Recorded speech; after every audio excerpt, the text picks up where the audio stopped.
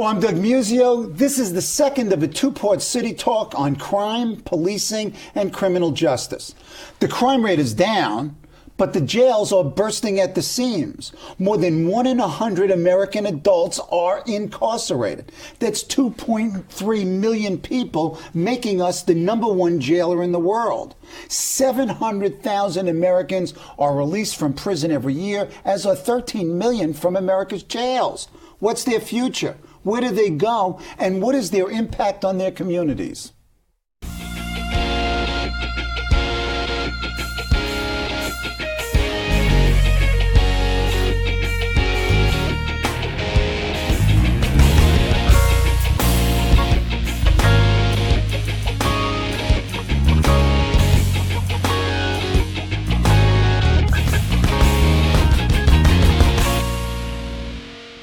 To continue our conversation about crime, policing, and criminal and racial justice is Jeremy Travis, the president of CUNY's John Jay College of Criminal Justice since 2004. From 2000 to 2004, he was a senior fellow at the Justice Policy Center at the Urban Institute. And for 6 years before that, he directed the National Institute of Justice, the research arm of the U.S. Department of Justice. Prior to his service in Washington, President Travis was a deputy commissioner in the NYPD. He has written extensively on crime and criminal justice. His most recent book is But They All Come Back, Facing the Challenges of Prisoner Reentry. Welcome back yourself. Well, thank you. Good to be here. Okay, let's talk about race, crime, and justice. A fresh look at old questions, which is drawn from your lecture at the New York Bar Association in 2008.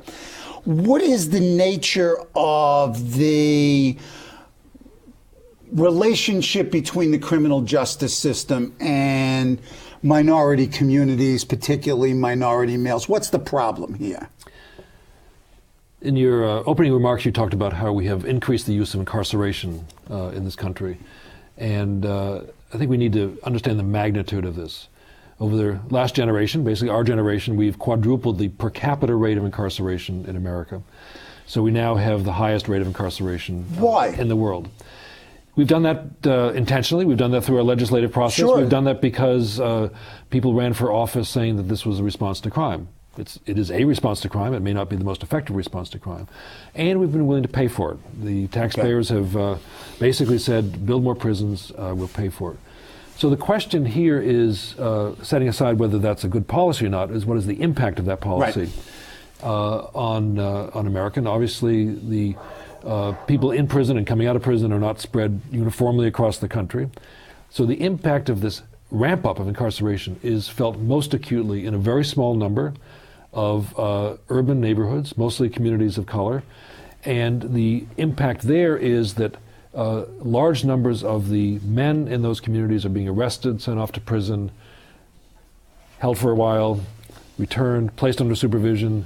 The supervision is often revoked, they're sent back to prison. So we've created this churning process, unprecedented in our nation's history, in a small number of communities in this city and every other city, that have had profound consequences for community life and for what it means to grow up male in those communities. And the impact is extended on their children and their grandparents and the like. So it's a phenomenon that we don't understand fully.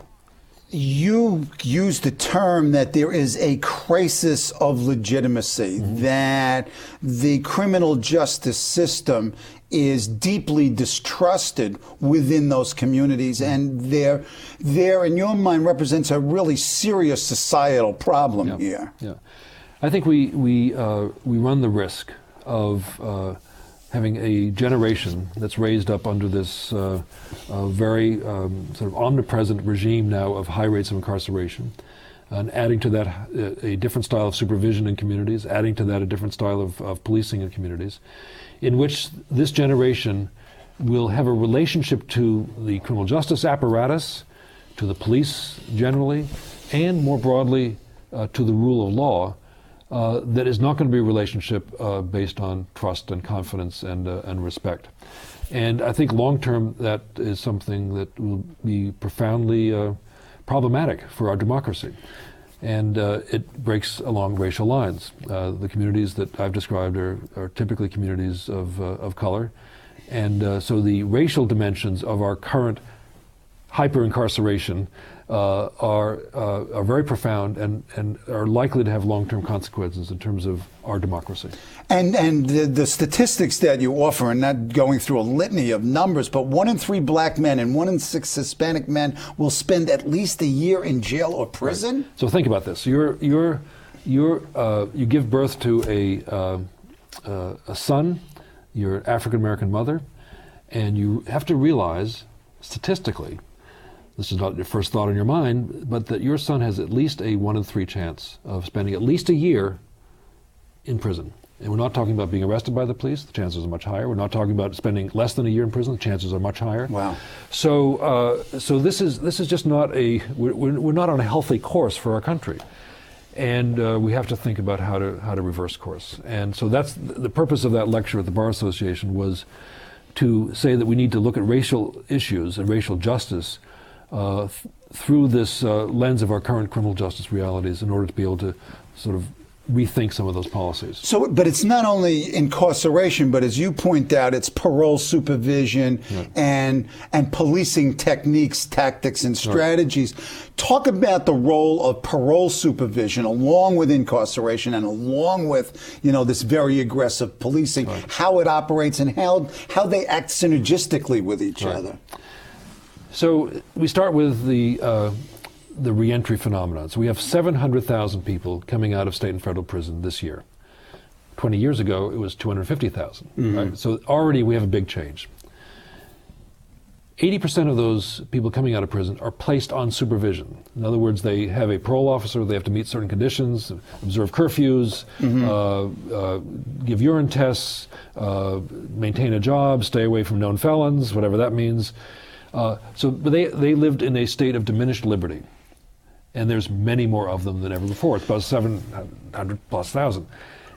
And the nature of supervision, the nature of their relationship to their parole officer has changed over the last generation. So parole is much more now a surveillance and enforcement and a sort of clampdown sort of philosophy than it was focused on reintegration.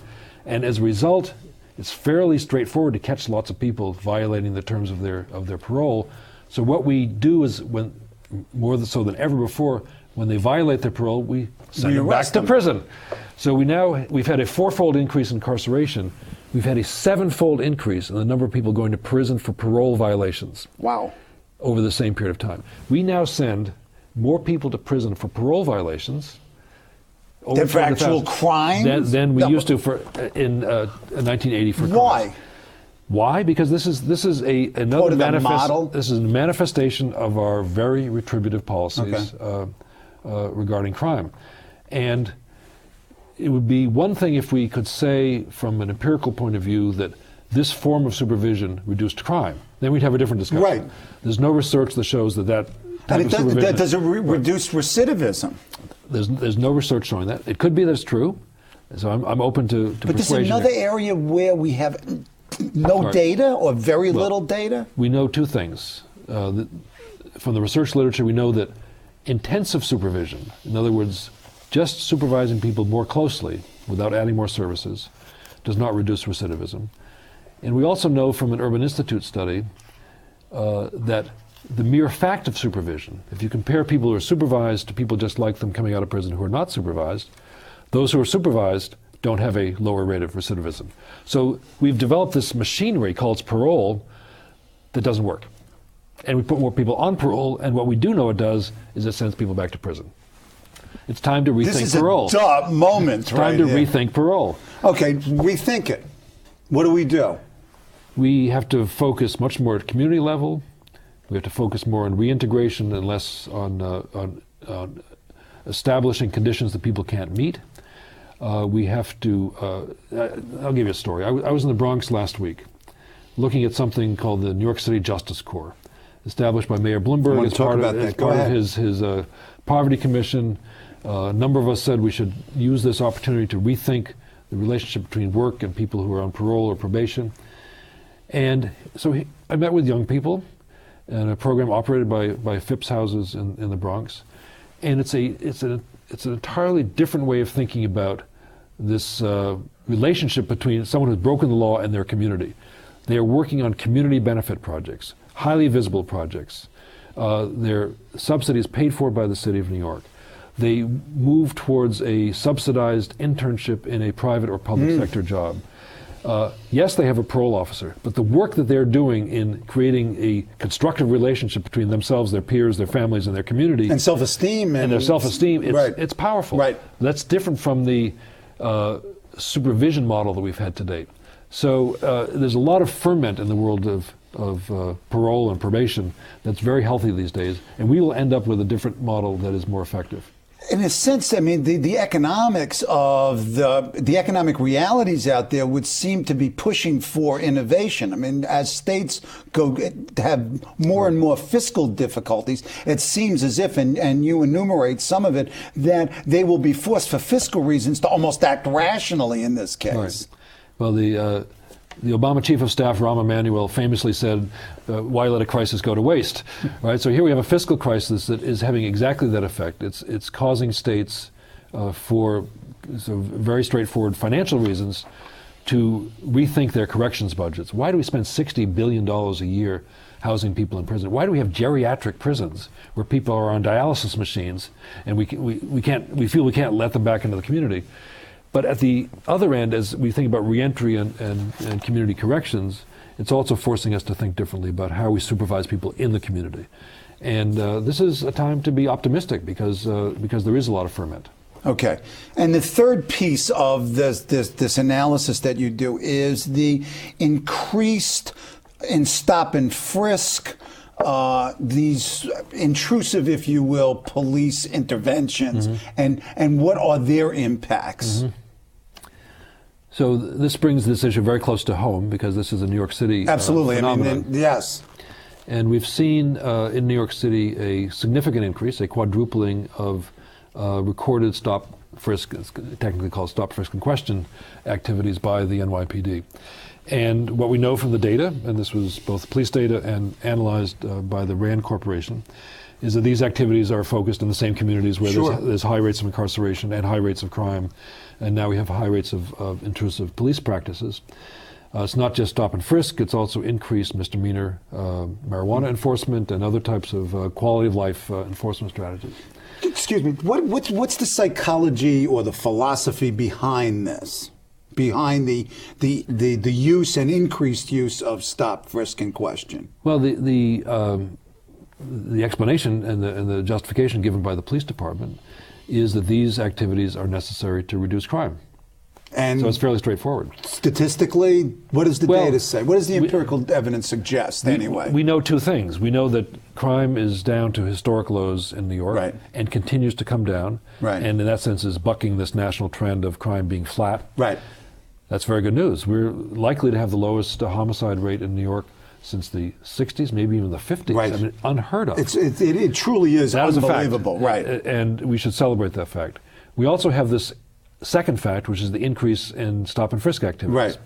What we don't know is whether those two facts are related. And the first thing we teach our students is correlation doesn't necessarily equal cause. So this is a task for the academic community to try to unpack this, to try to understand the relationship between those activities and the low crime rates. But we also know a third fact, which is that these activities are concentrated in a small number of neighborhoods that also have these high rates of incarceration and intensive supervision by parole. And so my lecture at the Bar Association was to put those together and say, look, we've got to be concerned as a city and as a country about our pursuit of racial justice if we continue to pursue policies of criminal justice that have these impacts.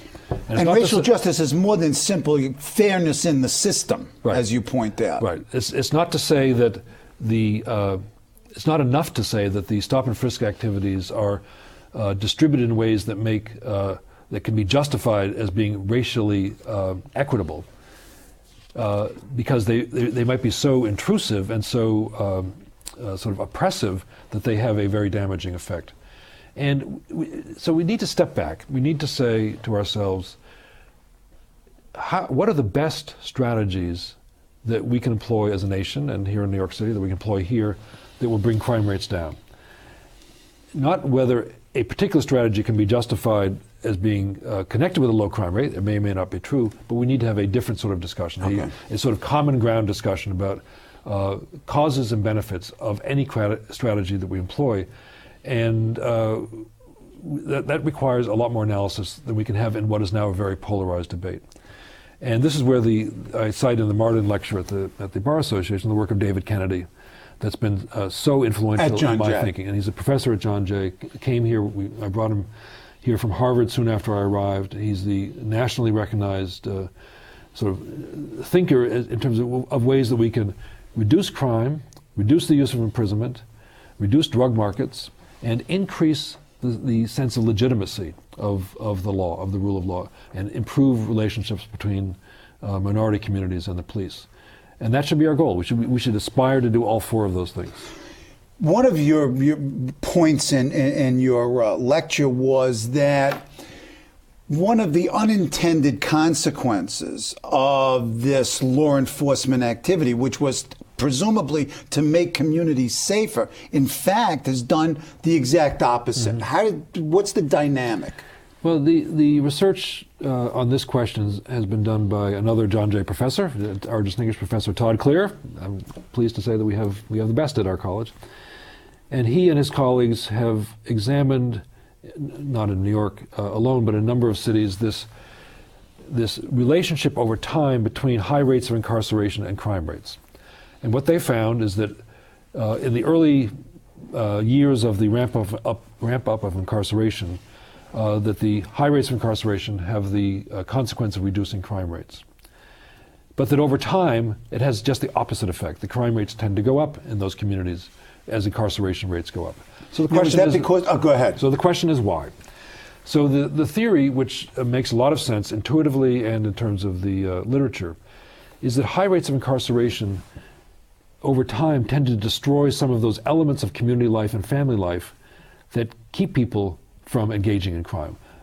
They weaken families, they weaken connections to the labor market, they weaken the sort of positive peer group relationships as negative peer group relationships become more dominant in a community.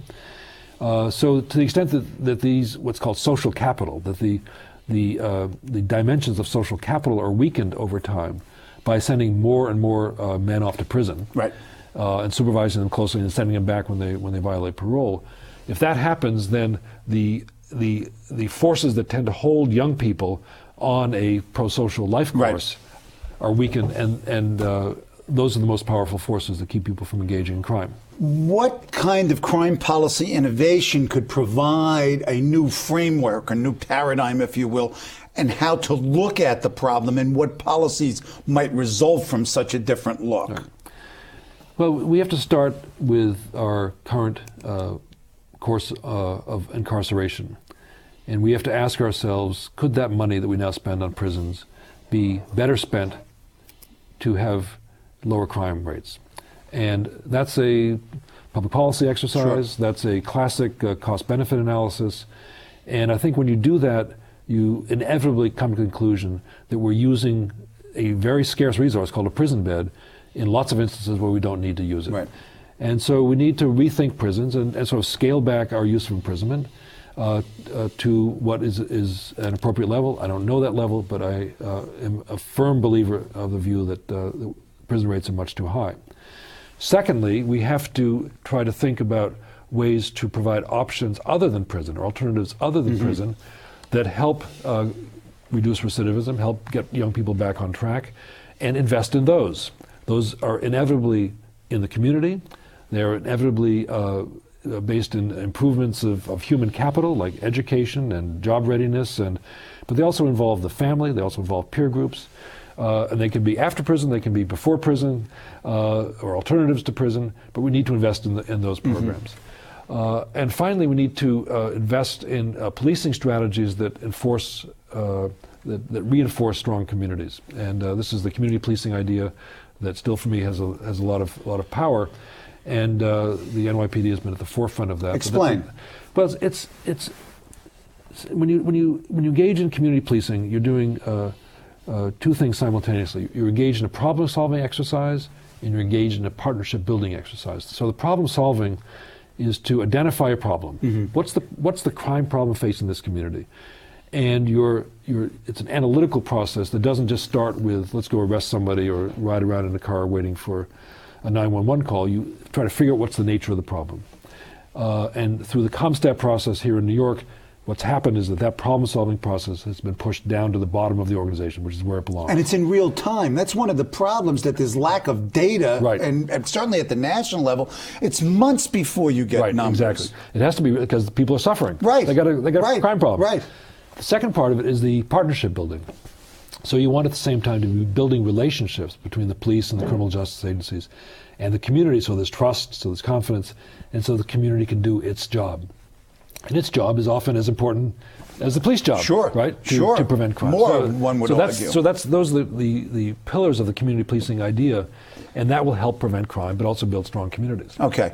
Another element that you talked about was the increase in marijuana arrests, which gets right. us to the whole question of our drug enforcement strategy, which it seems to me, and certainly from reading your material, to have been largely, if not ineffective, and not only ineffective, but also counterproductive. Yeah. What would be the appropriate, if you will, drug enforcement strategy? I mean, right. I know in New York, we recently repealed the so-called Rockefeller drug laws. What would be a more efficacious drug right. enforcement policy?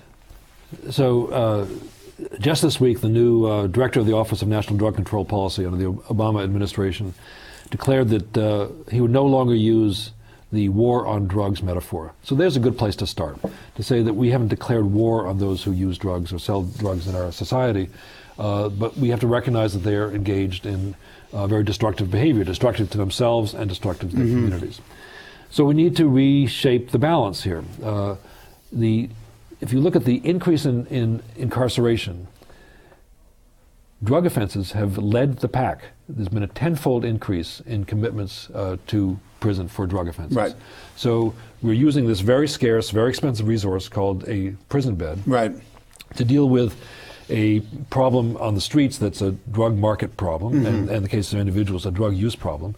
And we have two things that we can do that are much more effective than using that prison bed. One is, in the case of individual drug use, is to pay for treatment. Treatment has been shown to be effective. It always is accompanied by relapse. It's never 100%, but we know from the medical literature that investing in certain types of treatment and this is strictly economic cost-benefit analysis. It's fairly straightforward. Okay. Right? So we should do more of that, and Mr. Kurlikowski, the new drug czar for the Obama administration, has said as much. Great cause for optimism that we're going to reset that balance. And if we did that, we would still have the issue of drug markets. So this is, again, the work of David Kennedy. So I'm going to tell another story. Go ahead.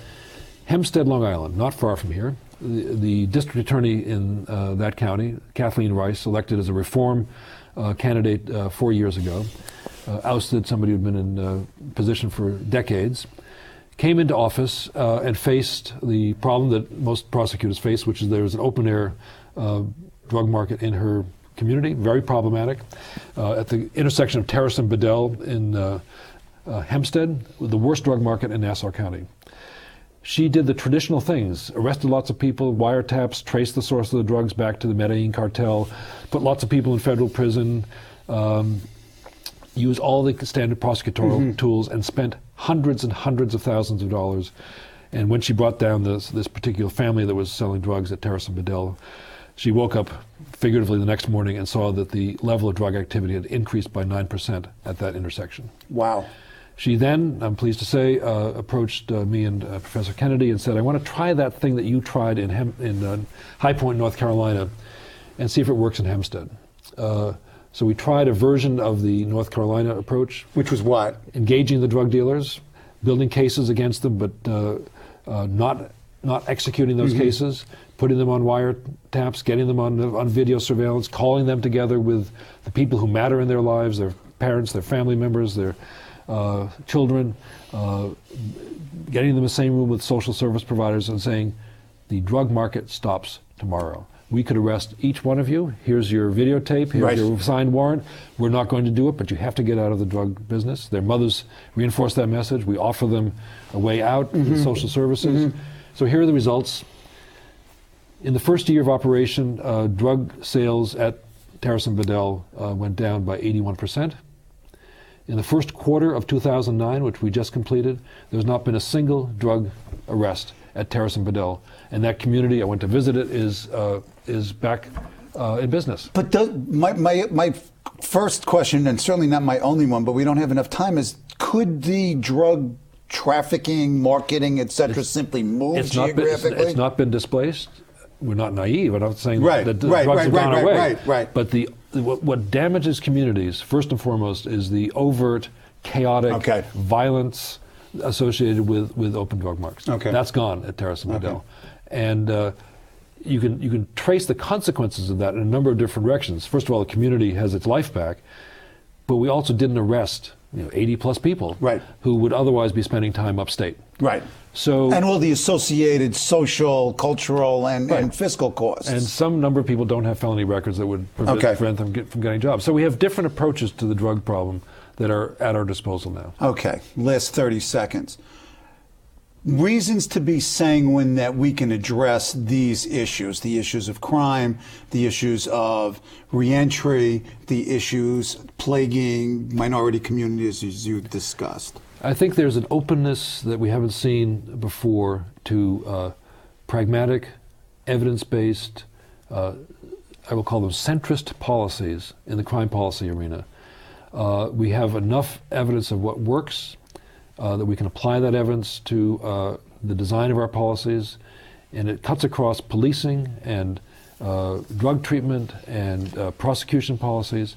What's needed now, and I am very optimistic about the change in Washington, is a national voice from our national leaders to say we're going to use what we've learned to develop the policy for the next generation. Thank you. Thank you for the conversation. This has been the second of a two-part city talk on crime, policing, and criminal justice with the president of John Jay College of Criminal Justice, Jeremy Travis. Thank you very much. You got to come back before the next 5 years. So it's been my pleasure, and I promise you I'll be back. Thank you.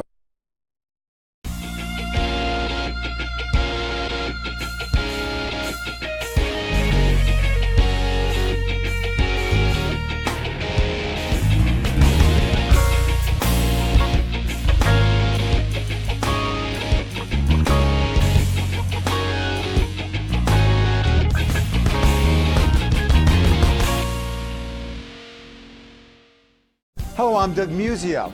Let us know what you think about this show. You can reach us at CUNY.TV.